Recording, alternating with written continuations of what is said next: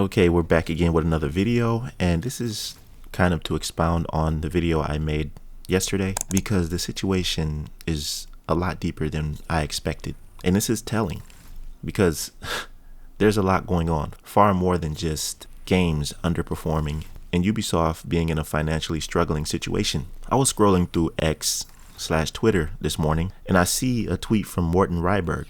Morten Ryberg is a former Ubisoft employee who held various roles within the company, primarily related to community engagement and production. He worked as a community developer for several Ubisoft games, including Tom Clancy's The Division franchise. He was responsible for maintaining communication between the game developers and the player community, like gathering feedback and helping improve the player experience based on that feedback.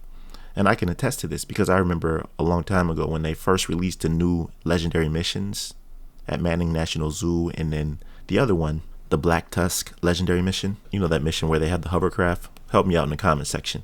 Anyways, I was live streaming when I was doing Manning National Zoo, and he hopped in my stream and asked me how it was going. I was like, yo, Morten Ryberg, what's up, man? You joining my stream? That's what's up. I knew who he was, and he was actually active on the Ubisoft team. And he would often present at Ubisoft events, assisting with the game's promotional campaigns.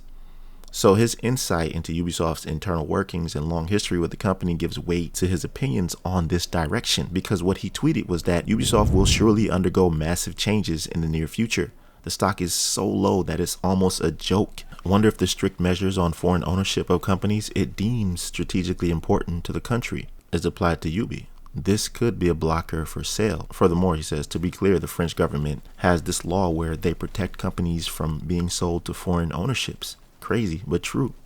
So, if you don't understand this, Morten Ryberg's tweet suggests that Ubisoft is at a precarious point financially. He refers to Ubisoft's stock price being very low, implying that the company is struggling and could be looking at massive internal changes or restructuring in the near future. And of course, this is referring to some of the topics I was discussing in yesterday's video when I was highlighting the many failures of the game releases like X-Defiant, Skull and Bones, Avatar, and then the recent controversy with Assassin's Creed. By the way, a lot of people chimed in on that. It wasn't necessarily about him being a historical figure or not, but some people were saying that they were trying to make Yasuke gay. I don't know. Anyways, that's not the topic of this discussion because I want to explain this tweet even more. He also wonders if the French government's strict measures on foreign ownership of companies deemed strategically important would apply to Ubisoft. In France, there are laws that prevent foreign entities from easily acquiring companies that are considered essential to the country, particularly in industries like defense, tech, or energy. And Ubisoft, being a prominent player in the gaming entertainment sector in France, like tech, you know what I mean, might fall under this category, making it harder for foreign companies to buy Ubisoft. Because Ryberg hints that if Ubisoft were considering selling itself to another company like Tencent, for example, these laws could prevent or complicate the sale, essentially serving as a blocker. So I'm going to tell you why it would be important for Ubisoft to sell if they had to, since they could undergo massive changes in the near future. But let's talk about why the stock is so low. All right. First of all, you have underwhelming game releases like I just talked about. The delays. Recent Ubisoft games have not performed as expected, either critically or commercially. Several high-profile releases such as Skull and Bones. And you forgot about Beyond Good and Evil 2, right? That game was great actually on GameCube. I'm talking about a throwback in the day, right? I don't know if you played Beyond Good and Evil. It had that pig and that female MC. That game was fire back in the day. And they always teased Beyond Good and Evil 2, but it never came out. And I never understood why. And I guess this explains a lot as to why that is. By the way, that was like 15 years ago. Maybe more than that. But there are also other games, and they've faced continuous delays or internal development challenge, leading to negative investor sentiment. Another reason is the competition in the gaming industry. Basically, I mean, what? You got Black Myth Wukong, you have Helldivers, I mean, that has its ups and downs, but just basic competition in the gaming industry. Ubisoft faces this stiff competition from gaming giants like EA, Activision, Blizzard, and of course the emerging indie developers. I mean, come on, bro. A lot of these huge games that have been coming out, like Pal Worlds, is from an indie developer. Helldivers is an indie developer. And that's just to name a few. What I'm trying to say is that everything is not the same anymore. And you got all of these different things happening, these different developments that are causing an adverse effect for Ubisoft and companies that are in this position. And this is a huge thing because many of Ubisoft's flagship franchises, such as Assassin's Creed and Far Cry, which are huge in the history of Ubisoft, they've been faced with diminishing returns in terms of both innovation and player interest. Plus, the management and strategic decision of Ubisoft has been criticized for poor management decisions, especially in handling its creative direction and long-term projects. So the company's leadership has struggled to innovate beyond its established formulas like The Division. And this explains a lot because like Division 2, the Division franchise in general, we all wanted that to continue as normal, right? We wanted it to go from 1 to 2, then to 3, without many hiccups and without much time in between them. And this is what I stressed before as well. I wanted there to be a continued effort to focus on the Division franchise, and they're good at that. And of course, the first 1 or 2 years, it's going to be rocky. They're going to figure out what the community likes based on what they've created. But out of it comes an awesome game that we love to play as its fans. And this is what you call an established IP. When they veer away from that to try and make all of these other games like Avatar, Skull and Bones, and there was just a failure to launch, the inability to create outside of their established formula. And this ultimately led to investor fatigue.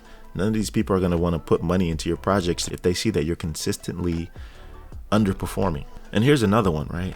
That's why I said this is a lot deeper than what you think. And I'm going to tell you what's really happening based on what I see, because there's a lot of smoke and mirrors. It explains a lot to why there's not that much new content. And I'm going to tell you exactly why in a minute. But this has also been a problem because employee retention and workplace controversies have occurred. In the past, they were faced with backlash over allegations of a toxic work environment, harassment. I'm sure y'all remember that. That was a pretty big thing. And this led to employee exits, and it tarnished the company's reputation, further affecting its stock performances. And overall, the financial challenges from all of this with the underperforming game sales, the company's financials have been hit by the costs associated with the troubled projects. So this is where you get these delays and restructuring efforts. All of these factors combined have led to a drop in investor confidence, which led to the sharp decline in the stock price. Now, I know that was a mouthful, but I'm just trying to give you all the details so you can understand why we're in this situation. And because of it, this can offer opportunities for Ubisoft Massive to want to sell so they can get better financial backing as a way to bring fresh capital or resources, whether it be through a full acquisition or an investment partnership. So if the laws prevent foreign ownership, Ubisoft could miss out on much needed funds to restructure or develop more successful projects.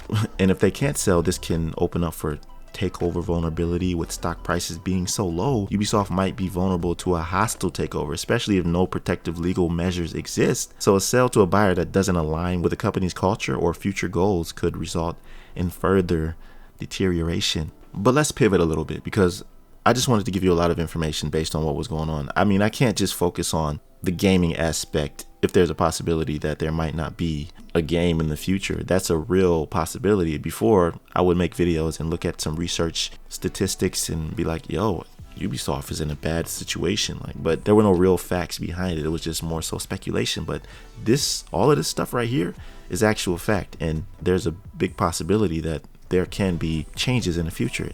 Now, I don't want that to happen, but it's a possibility is all I'm saying. But if we pivot, he also continued with another tweet expressing why we don't have any new areas or new content in the terms of maps and explorable areas. You know what I mean? Everybody's asking for a new map or a new area to explore just to add on to the game. Well, he tweeted out, what's never explained to players is how new areas in the game take up space on a server. It would be very educational for many gamers if someone made a presentation.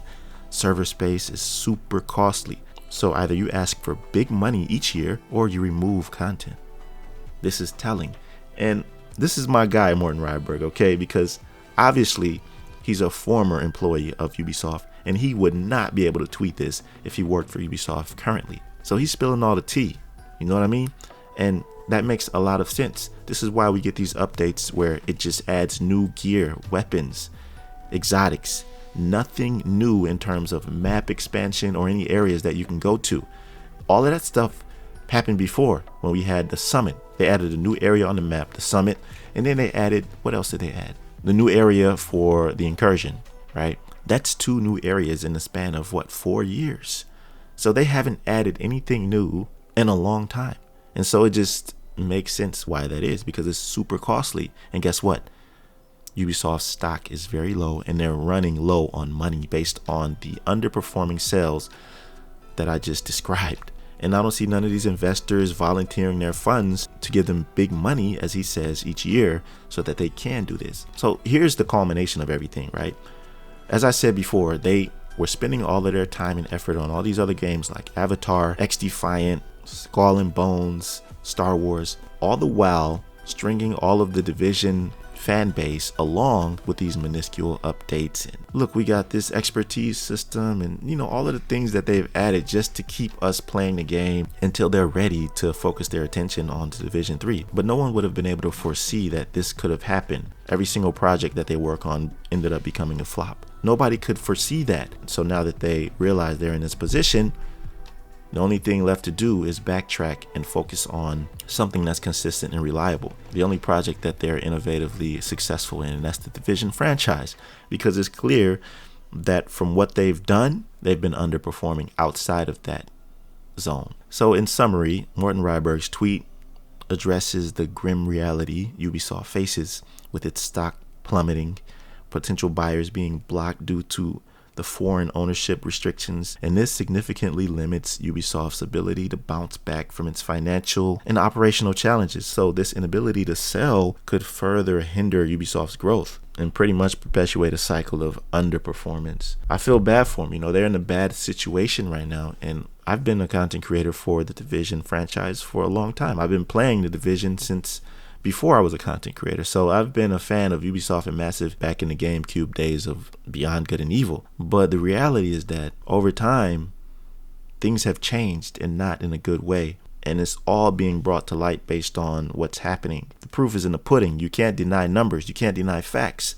So while I do want to make content about builds and guides and, you know, stuff that the Division franchise is doing and what they're adding, I can't ignore what's right in front of my face. So I appreciate Morten Ryberg for tweeting this out, because it started a conversation and it explains a lot about what's going on and what can be the potential future of Ubisoft and Massive.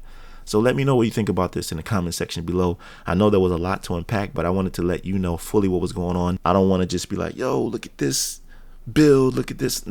I mean, I could do that. That's cool and everything like that. But I also want to tell you what's happening if you don't know that Ubisoft is in a situation right now. Anyways, if you like this conversation, like the video, and don't hesitate to subscribe to my channel for more content like this and others. And if you want to see the video I made discussing more detail about the different games that were released, also details about Title Update 22, then check this video out right here. Other than that, I'll see you in the next one.